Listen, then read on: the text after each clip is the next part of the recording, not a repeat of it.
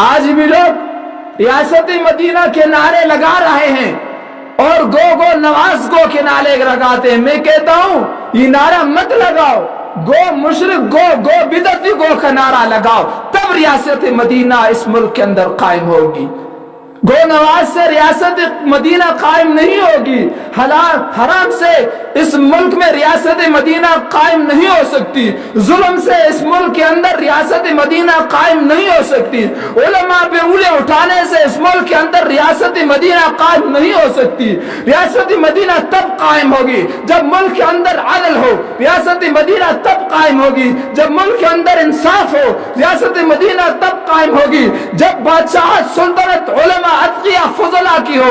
ریاست مدینہ تب قائم ہوگی جب ملک کے اندر فیصلے قرآن پر ہو.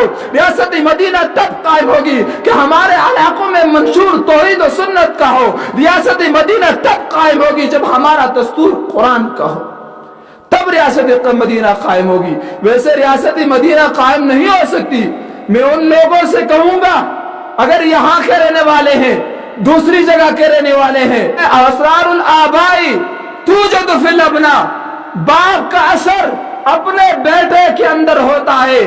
اگر باپ عالم ہو بیٹا عالم ہوگا, اگر باپ متقی ہو بیٹا متقی ہوگا, اگر باپ طالب ہو بیٹا طالب ہوگا, اگر باپ عدل و انصاف والا ہو بیٹا عدل و انصاف والا ہوگا. یاد رکھ لینا اگر باپ حرامی ہو بیٹا بھی حرامی نکلے گا, اگر باپ حرام کھانے والا ہو بیٹا بھی حرام کھانے والا ہوگا, کیونکہ آثار الآباء توجد فی الابناء.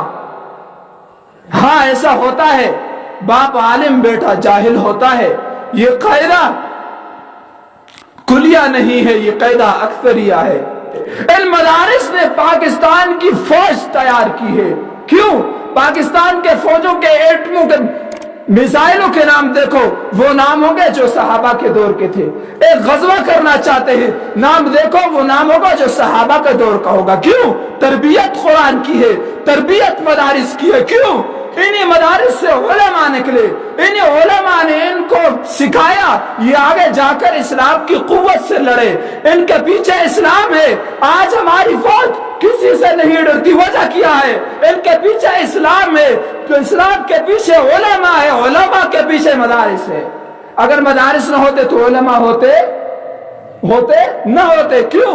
فوج کے پیچھے اسلام ہے, اسلام کے پیچھے علماء ہے, علماء کے پیچھے مدارس ہے. انہی مدارس سے علماء نکلے, تربیت ہوئی, اسلام سکھایا, آگے اسلام پڑھ کر آگے یہ لڑنے نکلے.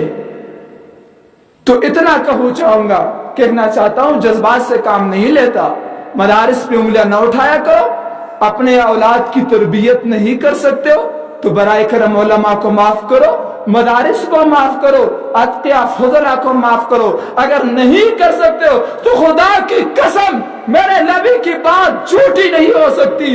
کن عالما او متعلما او خادما ولا تکن رابعا فتولد. ہلاک ہو جاؤ گے, دنیا میں بھی ہلاک ہو جاؤ گے, آخرت میں بھی ہلاک ہو جاؤ گے. ہمارے بغاوت سے اگر مدارس پہ انگلیاں اٹھاؤ گے کچھ نہیں کر سکتے, کیونکہ یہ انقلاب ایسا انقلاب ہے تمہاری ہستی ختم ہو جائے گی, تمہاری بستی ختم ہو جائے گی, تمہاری اولاد ختم ہو جائے گی, تمہاری نسل ختم ہو جائے گی, لیکن یہ کاروان قیامت تک جاری رہے گا. ایک بات کہتا ہوں, مفتی محمود رحمت اللہ علیہ نے کیا خوب کہا. ان لوگوں سے کہا جو مدارس پہ انگلیاں اٹھاتے ہیں, کہ وہ یاد رکھ لینا مدارس ان دروں دیواروں کا نام نہیں ہے, مدارس مٹی اور سمٹ سے بھرے ہوئے ان گھروں کا نام نہیں ہے, مدارس استاد اور شاگرد کا نام ہے, مدارس قلم اور کتاب کا نام ہے.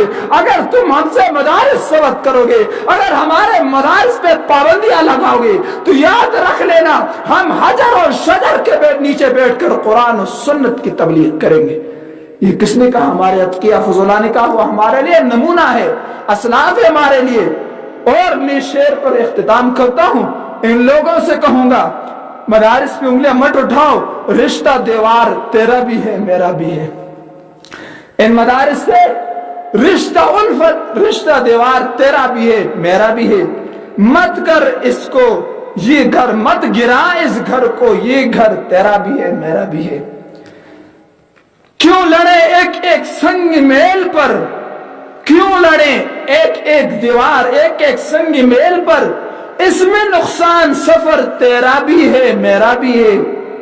کل کہا مدارس جہالت کی یونیورسٹیاں ہیں، کل کہا مدارس جہالت کی یونیورسٹیاں ہیں، یاد رکھنا نہ کر اس میں ایک نوری نظر تیرا بھی ہے میرا بھی ہے، وما علینا الا البلاغ۔